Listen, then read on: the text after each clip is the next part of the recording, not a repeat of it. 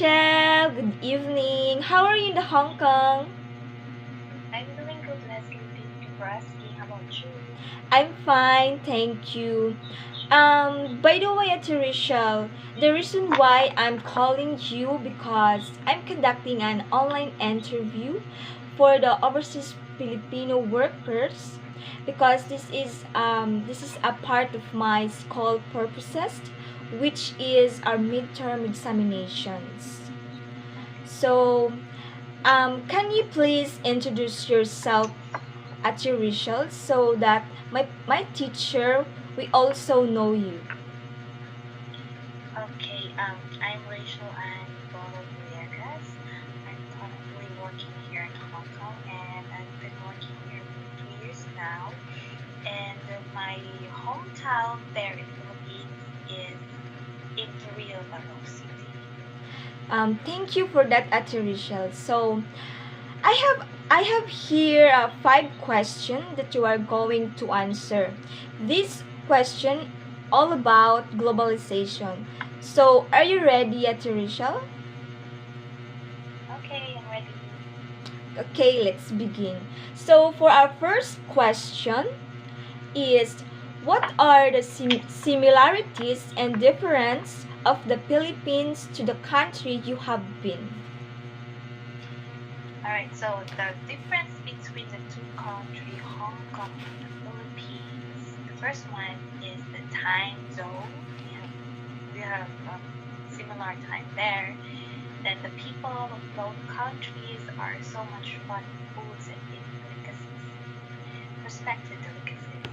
And the third one is they are dedicated. Filipino and Hong Kongers are dedicated in terms of festivals.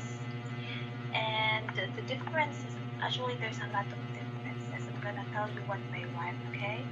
Okay, okay, thank. So regarding uh, the differences between the two countries, the countries Philippines and Hong Kong. First one is Hong Kong are extremely advanced compared to our country Philippines in terms of actually 100 times advanced. In terms of transportation via water, land, or air. They are also highly convenient access of internet connection and almost cashless society compared to the Philippines or country Philippines. And also their infrastructure and public facilities are highly standard and unique because they have their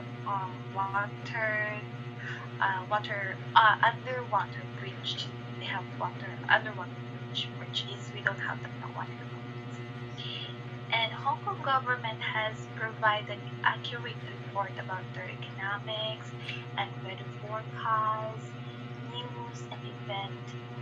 Even this time of pandemic, they have these pages wherein they gonna tell the people what was going on and the progress of their economy. So, which is Philippines doesn't have and must have or possess, so that the people also will aware in our country. Hong Kongers also are bidding citizen. Although I'm not saying that to be Filipinos are not really a bidding citizen, but almost people of the Hong Kong are really following the rules and regulation that was implemented by their government. Hong Kongers also is um, have different religions like Filipino, we believe in Christ. Hong Kongers believe in Buddhism, so that's a very different thing. And also, the Hong Kong is very expensive country. I must say they're rich country compared to the Philippines. That's my answer. Okay, thank you for that answer, Ate Rachels. So so we proceed to our next question or the second question. How does globalization impact the lives of overseas Filipino worker? It includes advantage and disadvantage. Okay, for me, globalization is the modernizations of technologies across all over the world, right? So that's my own idea. For me, globalization is was created a new reality for OFWs like me. There has been a feminization of the Filipino. Like me as a woman, I'm going to work abroad, and OFW have based their identity, the like woman who will also have the opportunity to work abroad, and they can do provide their family needs. So it's very helping us a lot as a woman of the So, thank you. and yeah. Oh, Yes, sige, sige, sige. and also the advantages, right? Yes, yes. So the advantages for the I say I can have access to the another culture, which is Chinese, Western, because they Hong Kongers are also mixed, and I can also earn a sustainable income. Here is high job opportunities for me, and also help me to achieve my goals. If ever globalization is successfully processed in our country, Philippines, also FW will no longer, I say, will no longer go to abroad just to and sacrifice our lives just to work to the foreign country to provide the needs of our family in the Philippines. And however, the disadvantages of this globalization, if ever it will be implemented successfully, I think since all the technology rather will be modernized, so I must say there is a low demand of job hiring for abroad. So, thank you for thank you for your such good answer, Ate Rachel. You're welcome. So let's proceed to our third questions. So, how can you describe the economy in a country that you have been migrated? Okay, here in Hong Kong has a big market economy. It's highly dependent on trade and finance, and the value of goods and services was amazing. It's the services trend, including the sizable share in exports of their goods and products. So I can say their their economics is growing up because I can say because compared to dollar and peso, it's higher.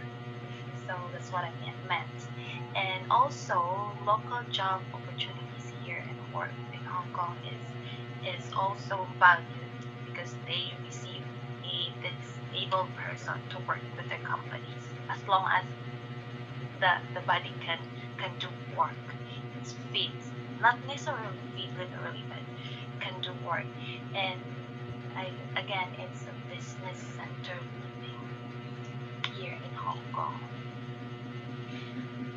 That's my answer.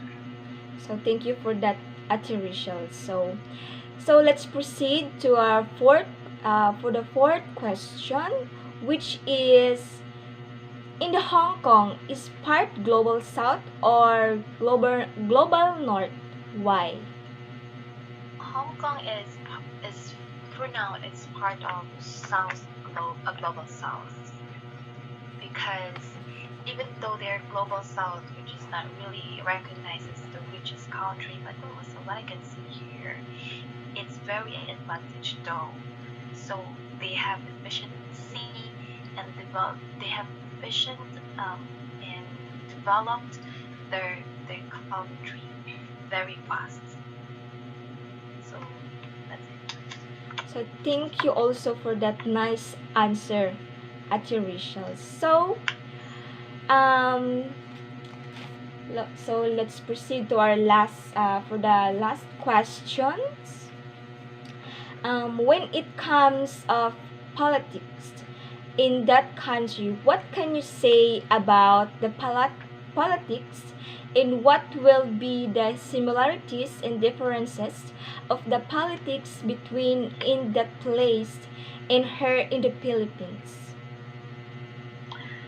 Okay, so the difference between the two countries, Philippines and Hong Kong, are the Philippines first is the state of democracy, which is we have the freedom, or in we have the freedom to select our government official, our freedom to um, tell our government official what we will want to do, right? But however, the Hong Kongers doesn't have the freedom because they are in the state of federalism. They don't have the freedom to choose to select the government official because they only have one prime minister, only one voice, one command, one rule. So, and also, only the people of the high rank officials are allowed to vote for the prime minister. Not all the citizens of Hong Kong is allowed. So, therefore, there is no such flying voters here, buying voters, or any corruptions in terms of the politics. Maybe there's a little bit only, but it's not the same as the Philippines. That's why their country is very lazy. Thank you, Ate Rachel, Thank you.